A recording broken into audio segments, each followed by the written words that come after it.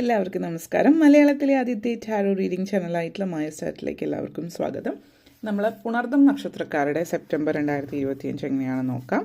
പുണർദം നക്ഷത്രക്കാർക്ക് ഈ വരുന്ന സെപ്റ്റംബർ 2025 എങ്ങനെയാണ് എന്ന് നമുക്ക് നോക്കാം.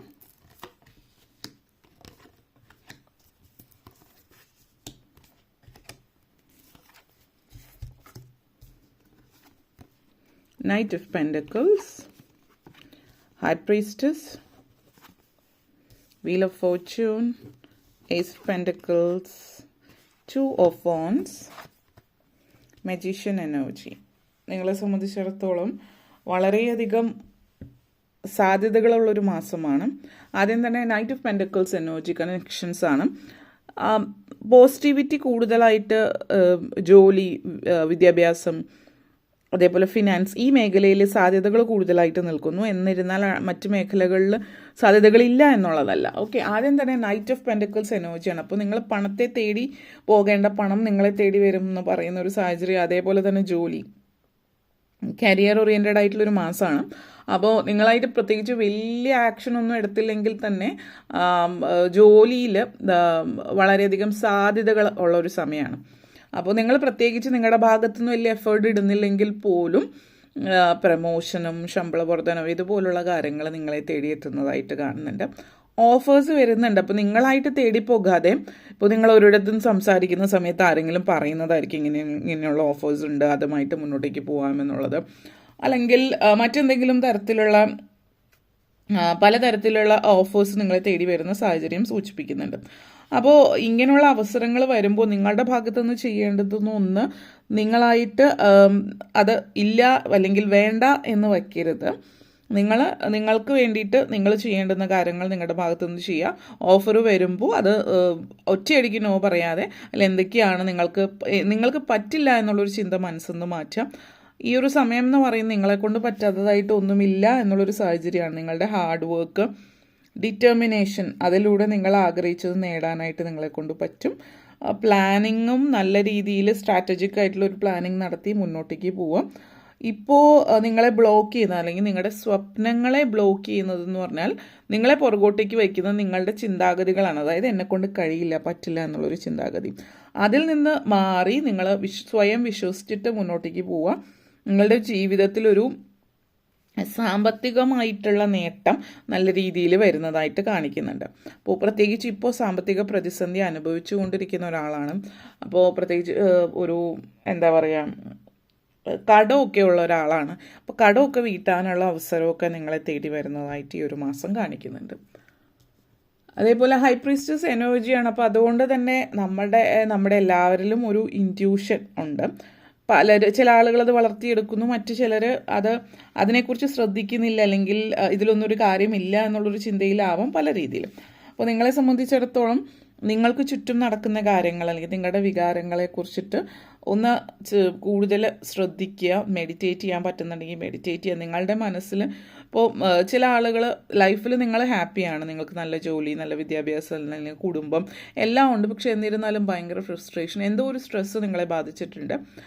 എന്താണെന്ന് മനസ്സിലാക്കാൻ പറ്റുന്നില്ല. അപ്പോൾ നിങ്ങളുടെ മനസ്സ് നിങ്ങളോട് എന്താണ് പറയുന്നത്, പേ അറ്റൻഷൻ, അത് ശ്രദ്ധിക്കാൻ ശ്രമിക്കുക. കാരണം ചില ആളുകളെ സംബന്ധിച്ചിടത്തോളം ഇപ്പോൾ മിഡ് ലൈഫ് ക്രൈസിസ് നമ്മൾ പറയും, ആ ഒരു 10-40 വയസ്സാവുന്ന സമയത്തുള്ള, എന്തുകൊണ്ടാണെന്ന് അറിയില്ല, അത് നമ്മൾ മിഡ് ലൈഫ് ക്രൈസിസ് എന്ന് പറയുന്ന ഒരു അല്ലെങ്കിൽ ചിലപ്പോൾ മെനോപോസ് സ്ത്രീകളിലാണെങ്കിൽ ആ ഒരു സിറ്റുവേഷൻ ആകുമ്പോൾ ഭയങ്കരമായിട്ടുള്ള ഫ്രസ്ട്രേഷൻ, പെട്ടെന്ന് ദേഷ്യം, പെട്ടെന്ന് അനോയിഡ് ആവുക, അങ്ങനെയൊക്കെയുള്ള കാര്യങ്ങളുണ്ടാവും. അപ്പോൾ ഈ രണ്ട് കാര്യങ്ങൾ ആണ് എന്ന് തെറ്റിദ്ധരിക്കുന്ന പലതും ഒരു പക്ഷെ നിങ്ങളുടെ ലൈഫിൽ നിങ്ങളുടെ മനസ്സ്, നിങ്ങളുടെ സോൾ നിങ്ങളോട് എന്തോ പറയാനായിട്ട് ആഗ്രഹിക്കുന്നുണ്ട്. പക്ഷെ നമ്മളെപ്പോഴും ഓഫ് ദ ട്രാക്ക് ആയിരിക്കും. അതുകൊണ്ട് നമുക്ക് ആ ഫീലിങ്സ് ശരിയായിട്ടുള്ള ദിശയിലേക്ക് കൊണ്ടുപോകാൻ പറ്റാറില്ല. അപ്പോൾ ഒന്ന് മെഡിറ്റേറ്റ് ചെയ്യുകയോ യോഗ പ്രാക്ടീസ് ചെയ്യുന്നതിലൂടെ നിങ്ങൾക്ക് ഉള്ള ചോദ്യങ്ങൾക്കുള്ള ഉത്തരം നിങ്ങൾക്ക് ലഭിക്കുന്നു എന്നുള്ളതാണ് സൂചിപ്പിക്കുന്നത്. അത് നിങ്ങളുടെ ഒരു ആത്മീയതയെ ഉണർത്തുന്ന ഒരു സാഹചര്യം എന്നുള്ള രീതിയിൽ പറയുന്നുണ്ട്.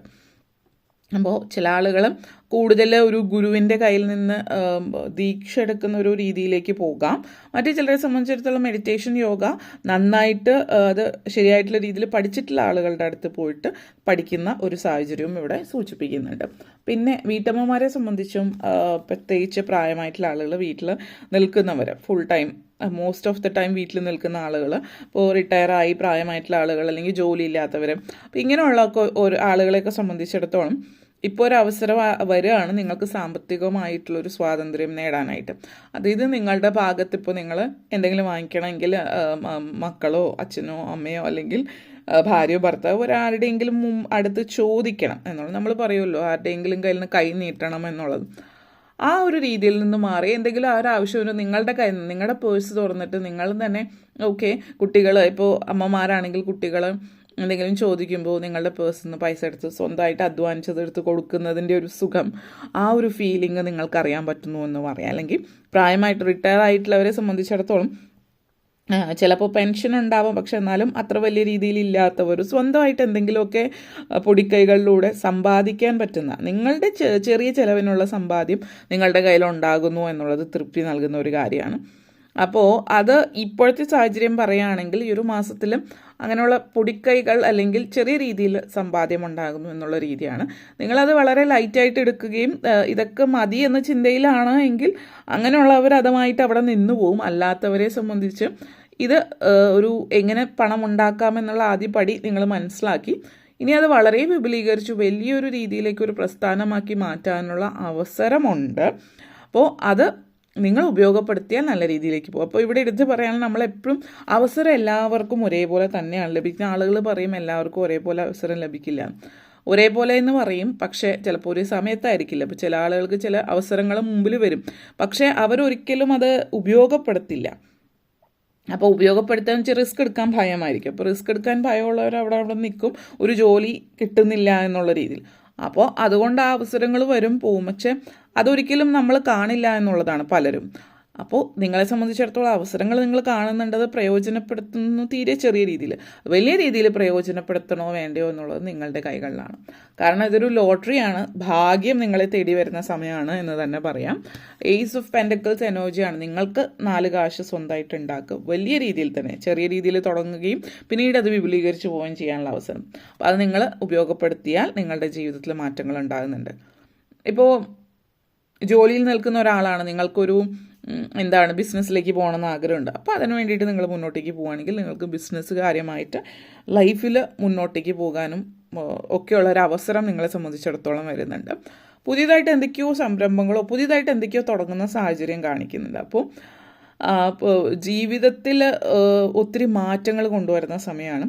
മാനസികമായിട്ട് സാമ്പത്തികമായിട്ടുള്ളൊരു നേട്ടം എന്നുള്ള രീതിയിലല്ല ഇത്, അത് മാത്രമല്ല ഒരു സംതൃപ്തി ലൈഫിൽ. കാരണം പലതും നേടി എന്നുള്ളത് അതൊരു സമ്പത്ത് എന്നുള്ള രീതി മാത്രമല്ല, ഒരു നിങ്ങളുടെ ഉള്ളിലുള്ള അപകർഷതാബോധം മാറ്റുന്ന ഒരു കാര്യം കൂടിയിട്ടാണ്. ഓക്കെ, നെക്സ്റ്റ് വന്നിട്ട് 2 ഓഫ് വൺസ് എനർജി കണക്ഷൻസ് ആണ്.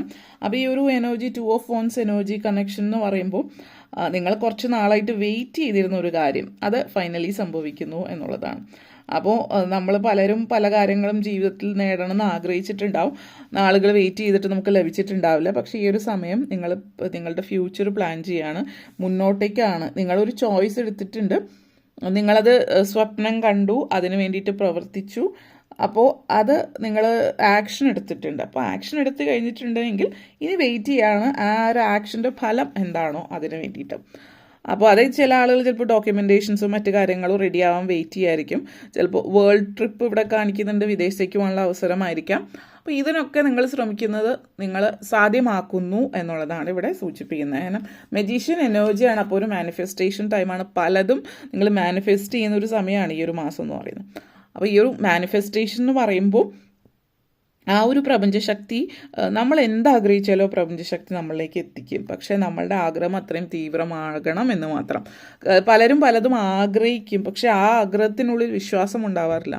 എനിക്കത് വേണം, പക്ഷെ അതൊക്കെ എങ്ങനെ നടക്കാൻ, അതോടൊപ്പം തന്നെ അറ്റാച്ച് ചെയ്ത് വരുന്നൊരു അറ്റാച്ച്മെൻ്റാണ്. പക്ഷെ അതൊക്കെ എങ്ങനെ നടക്കും, അത് ഡസൻറ്റ് മേക്ക് എനി സെൻസ്. കാരണം പലപ്പോഴും പലരുടെ ആഗ്രഹങ്ങളുടെ കൂടെ വരുന്നത് ഞാൻ ഇങ്ങനൊരു കോടീശ്വരനാവണം, വളരെ താഴേക്കടയിലുള്ള ഒരാളാണ് അങ്ങനെ ചിന്തിക്കുന്നതെങ്കിൽ ഒരു വളർന്നു വന്നിട്ടുള്ള സാഹചര്യത്തിൽ നമ്മളെ കൊണ്ട് ഇത് പറ്റില്ല, അല്ലെങ്കിൽ നമ്മൾ ഇങ്ങനെയാണ്, നമ്മൾ വളരെ താഴെയാണ്, ഇങ്ങനെയൊക്കെ കേട്ടായിരിക്കും വളർന്നിട്ടുണ്ടാവുക. ചില ആളുകളിൽ പക്ഷെ ഒരു ഫെയ്ത്ത് ഉണ്ടാവും. അവർ അതിന് ആ ഒരു രീതിയിൽ സ്വപ്നങ്ങൾ കാണാൻ തുടങ്ങും, മറ്റുള്ളവർ കളിയാക്കിയാലും. പക്ഷേ ചില ആളുകൾ, ഒരു ഭൂരിഭാഗം വരുന്ന ആളുകളും ഈ സ്വപ്നം കാണുക എന്ന് പറയുമ്പോൾ അവരത് ആഗ്രഹിക്കും, പക്ഷെ എന്നെക്കൊണ്ടൊക്കെ അത് പറ്റില്ല, എപ്പോഴും അതിൻ്റെ കൂടെ അതുണ്ടാവും. അങ്ങനെ ചിന്തിക്കും തോറും നിങ്ങൾ ഒരു സ്റ്റെപ്പ് മുമ്പോട്ടേക്ക് വയ്ക്കുമ്പോൾ 2 സ്റ്റെപ്പ് പുറകോട്ടേക്ക് വയ്ക്കും.